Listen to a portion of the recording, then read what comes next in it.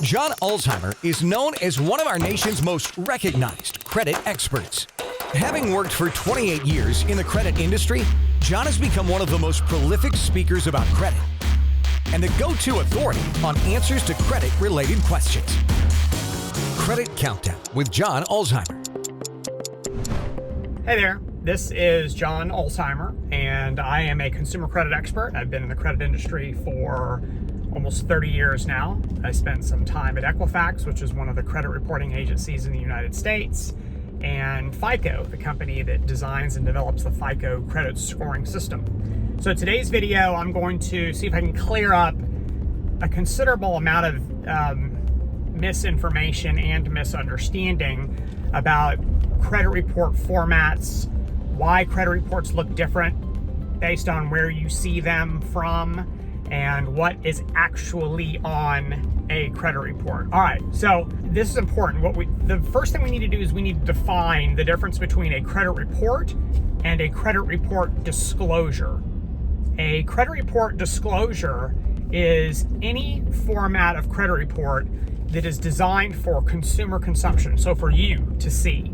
So this would include credit reports that you can get from annualcreditreport.com, and it will include also the summary of credit reports that you can get from places like Credit Karma, Credit Sesame, and the variety of other places where you can pull a credit report. You can also get them at Equifax.com, Experian.com, and TransUnion.com. Those credit reports are commonly referred to as disclosures, and they're only for consumers. Lenders do not have access to those. So therefore, a lender will never make a decision about any application that you make based on those credit reports. Instead, the credit reports that lenders use are what is actually referred to as a credit report.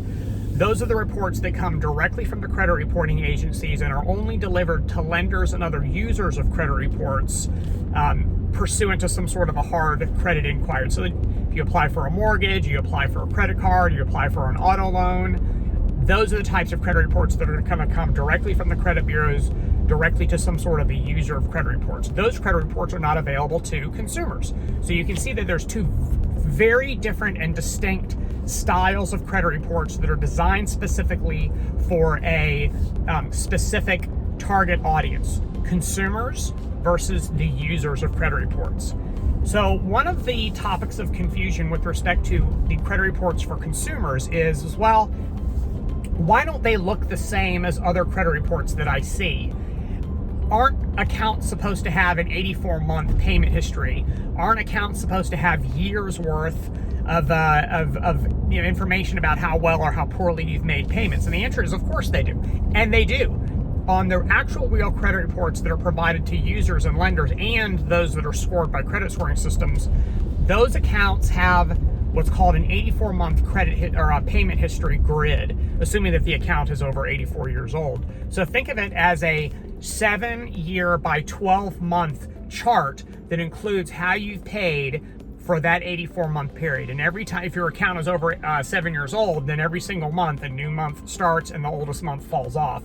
So at any given time, there's this 84-month payment history associated with your account. Some of the credit report disclosure formats, meaning those that are sent just to consumers, do not contain that particular grid simply because they've chosen to not display it. It's not that it doesn't exist. It does exist, but it doesn't exist on the credit reports that are being sent to consumers. Some formats only have 12 months of history. Some formats only have 24 months of history.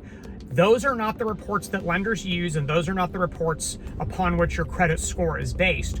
The reports where your credit scores are based and the ones that are seen by lenders do include all that information. So if you ever see a credit report and you think, wait a minute, this account is 10 years old, it's only got 12 months of history or 24 months of history, something is wrong here. There's nothing wrong. It's just that where you're getting your credit report information from, whatever website you're getting it from, has made the decision to only cosmetically display the most recent 12 months or the most recent 24 months of payment history. But you're still getting credit in your credit score for all the payments associated with an account that may not actually show up on a credit report, but are in fact associated with the account on a real credit report. I'll give you a really good example. In some of the credit report formats that are used by mortgage lenders, which are different, Those are called RMCRs, or residential mortgage credit reports. For anybody out here who's a lender, you know exactly what I'm talking about. They only display inquiries that have occurred within the last 120 days. It doesn't mean that there aren't inquiries that are older than 120 days on your credit report. It just means that they've only chosen to display the most recent 120 days. So it causes confusion. It can make people think, well, this guy doesn't have any inquiries that are older than 120 days because they're not on this report. Not true. There may very well be inquiries that are older than 120 days. It's just that the report format has chosen not to display them.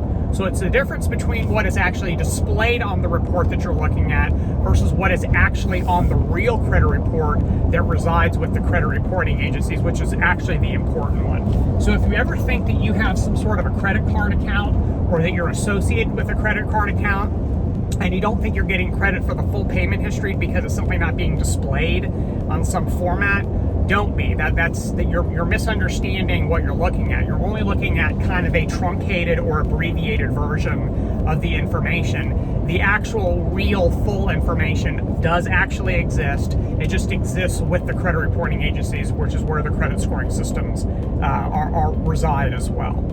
So if you have any more questions about formats of credit reports and what counts and what doesn't count in your score, go ahead and drop them in the comments section below, and I'll do my best to get to them. Thank you very much for watching. Have a great rest of your day. We'll talk again soon. For more videos and credit tips from John Ulzheimer, go to www.tradelinesupply.com.